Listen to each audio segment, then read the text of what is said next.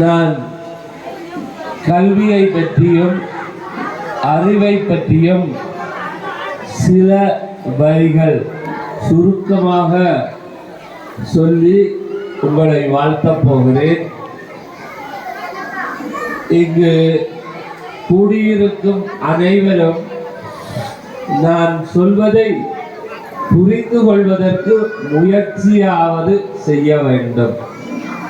பெற்றோர்கள் உங்களுடைய குழந்தைகளை கொண்டு போய் பள்ளிக்கூடங்களிலே பல லட்சங்களை செலவு பண்ணி படிக்க வைக்கும் போது ஏன் படிக்க வைக்கிறீர்கள்?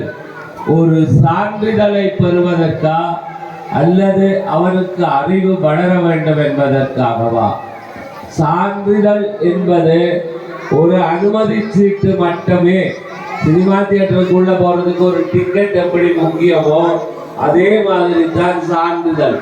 அதற்கு மேல படம் நல்லா இருந்து நீங்க ரசிக்கிற மாதிரி உங்க வாழ்க்கையில தொழில்ல நீங்கள் சிறந்து பல விருதுகளை பெற்று உயர் பதவி அடைய வேண்டுமானால் உங்களுக்கு தேவை அறிவு. அறிவை விடுத்து இந்த சான்றிதழை டிக்கெட் வாங்குவதற்கு நீங்கள் தலையால் நடந்தால் கடைசியில் அறிவு குழந்தைகளுக்கு வராது, அவர்கள் வாழ்வு சிறக்காது. அறிவு என்பது என்ன? தீர்க்க முடியாத ஒரு பிரச்சனையை இதெல்லாம் கஷ்டப்பா, இதெல்லாம் தீர்க்க முடியாது, நீ இவ்வளவுதான் வாழ்க்கை அப்படின்னு சொல்றதுக்கு அறிவு தேவையில்லை. எல்லாரும் கைவிட்டு போன பிரச்சனையை ஒருத்தர் எடுத்து தீர்த்து வைத்தார் என்றால் அல்லது தீர்க்க வழி சொன்னார் என்றால் அவருக்கு மட்டும்தான் அறிவு இருக்கிறது என்ற பொருள். அதே போல தீர்க்க முடியாத சிக்கலை தீர்ப்பதற்கு உங்களுக்கு அறிவு வேண்டும்.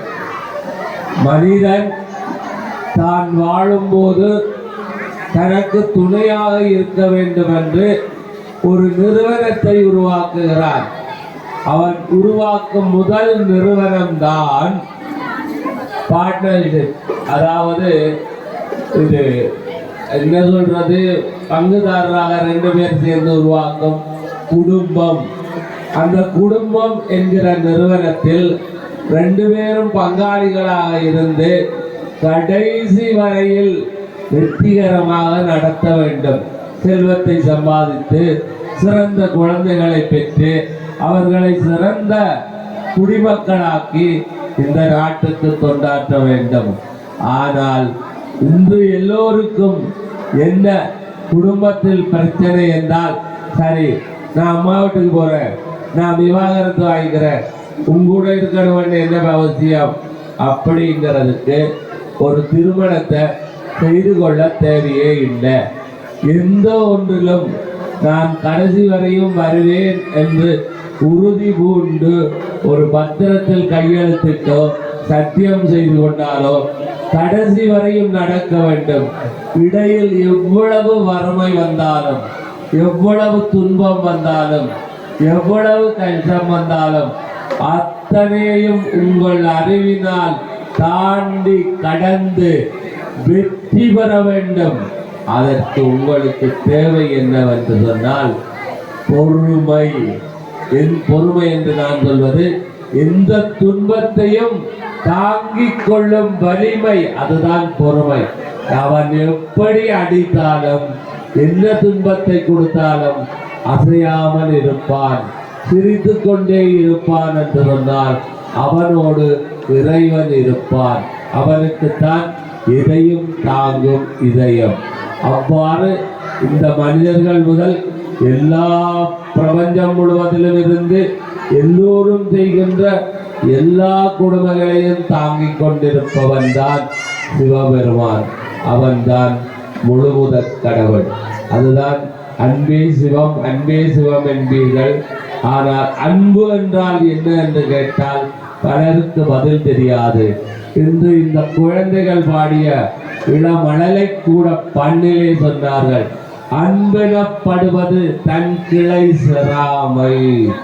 தான் படைத்த படைப்புகளை ஒருபோதும் எதிரியாக கருதி அடிக்கவோ துன்புறுத்தவோ கொன்று குவிக்கவோ மாட்டார் சிவபெருமான்.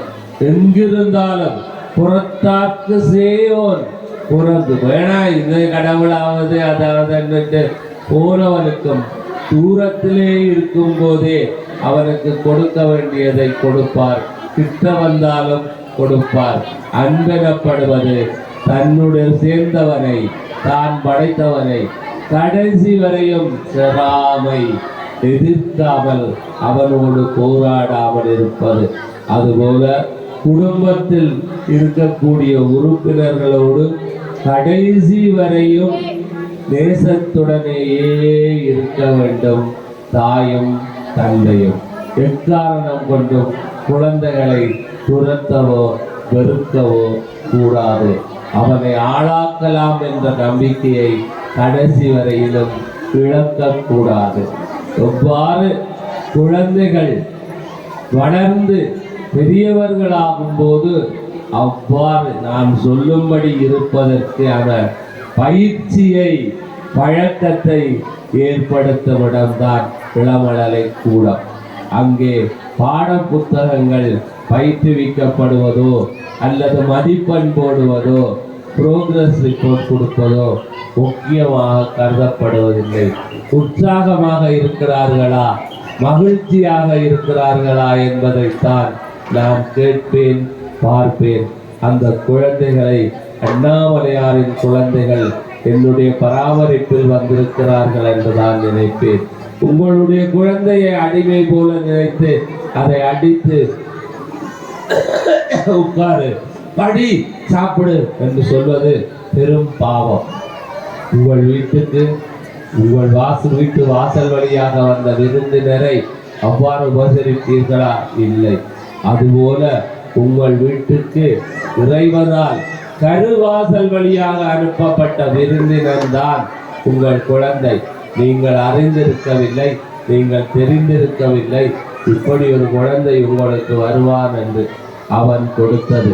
சிவபெருமானின் அந்த குழந்தையை தத்தெடுத்து வளர்க்கும் பெற்றோர்களே அவர்களை துன்புறுத்தவோ கொடுமைப்படுத்தவோ வீணாக்கவோ செய்தால் உங்கள் குடும்பத்தில் மகிழ்ச்சி இருக்காது, செல்வம் இருக்காது, சுகம் இருக்காது, நோய் தான் இருக்கும். குழந்தைகள் ஒவ்வொரு முறையும் மனம் நொந்து போகும்போது உங்களுக்கு துன்பம் கண்டிப்பாக வரும். குழந்தைகளை மகிழ்ச்சியாக வீட்டிலும் வெளியிலும் இந்த நாட்டு மக்கள் பராமரிக்கவும் நடத்தவும் பழக வேண்டும். அதற்கு இளமழலை கூடம் வித்தாக அமைய வேண்டும் என்பதுதான் என்னுடைய விருப்பம். இந்த இளமழலை கூடம் எப்போ ஆரம்பித்தது என்பது எனக்கு தெரியாது. இன்று 7ஆம் வகுப்பு வரையிலும் இளமழலை கூடத்தில் பயின்ற மாணவர்கள் பயில்கிறார்கள். அவர்கள் இளமழலை கூடத்திலிருந்து வெளியேறி இந்த திருவண்ணாமலை மாவட்டத்தில் உள்ள அநேகமான எல்லா பள்ளிகளிலும் பயில்கிறார்கள். முதன்மை மாணாக்கராக கல்வியிலும் இருக்கிறார்கள், நடத்தையிலும் இருக்கிறார்கள், பண்பிலும் இருக்கிறார்கள். அந்த இளமழலை கூடத்தை உருவாக்க வேண்டும். அது இப்படி ஒரு பள்ளி வேண்டும் வேண்டும் என்று அயராது நினைத்து கொண்டு தன்னுடைய உணர்வாலே அதை விதைத்தவர் சத்யா அம்மா அவர்கள். அண்ணாமலையார் உத்தரவுப்படி அந்த இளமழலை கூடம் பள்ளியை ஆரம்பிக்கலாம் என்று ஆரம்பித்தவன் நான். அதை பணம் வாங்கும் பள்ளியாக ஆரம்பிக்கலாமா என்று கேட்டபோது நான் கண்டிப்பாக அதற்கு ஒத்துழைக்க மாட்டேன். ஏழைகள், இல்லாதவர், இருப்பவர் எல்லோருக்கும் சிறந்த கல்வியை கொடுக்க வேண்டும் என்று சொல்லி ஆரம்பித்தேன். அப்போது இந்த அடியண்ணாமலை கோசாலை கிராமம் எல்லாம் நடந்து சென்று வீடு வீடாக கதவை தட்டி குழந்தைகளை பொறுக்கி எடுத்து வந்து பள்ளியிலே சேர்த்து அந்த பள்ளியை உருவாக்கியவர் திருமதி சிவமோகமித்ரா கிருத்திகா அம்மையார். அவர் கொண்டு வந்து சேர்த்த அந்த மாணவர்கள், இந்த குழந்தைகள் நல்லா வரணும், இந்த குழந்தைகள் எவ்வளவு அருமையா நடிக்கிறார்கள், ஆண்டு விழாவில் பேசுகிறார்கள், பாடுகிறார்கள் என்று சொல்லி அந்த குழந்தைகளை பார்த்து நம்ம வீட்டு குழந்தைகள் எல்லாம் இப்படி இல்லையே என்று சொல்லி ஏக்கத்தோடு அந்த குழந்தைகளுக்கு தன்னால் இயன்ற ஆக்கத்தையும் ஊக்கத்தையும் கொடுத்தவர்தான் சாந்தா மணிமேகலை அம்மையார் ஐயாவின் துணைவியார். அதற்கு பின் இந்த பள்ளிக்கு பெற்றோராகவும் நலன் விரும்பியாகவும் இருந்து வேண்டியதை எல்லாம் செய்து கொடுப்பவர் இந்த ஆசிரமத்தின் இயக்குனர் நரேஷ் பாபு ஐயா அவர்கள். இவர்களோடு கூடவே பெற்றோர்களும் பழைய மாணவர்களும் இன்னும் பலரும், அதாவது கல்வி அதிகாரியாக இருந்து ஓய்வு பெற்ற செல்வி அம்மா அவர்கள் எப்போதும் சட்ட சிக்கல்களில் உறுதுணையாக இருப்பார், ஆலோசனைகளை வழங்குவார். இவர்கள் எல்லோரும் இன்னும் பல சிவபுரத்து அடியார்களும் புண்ணியவரன் சரண் போன்றவர்களும் இணைந்து உருவாக்கிய ஒரு அற்புதமான அமைப்பு.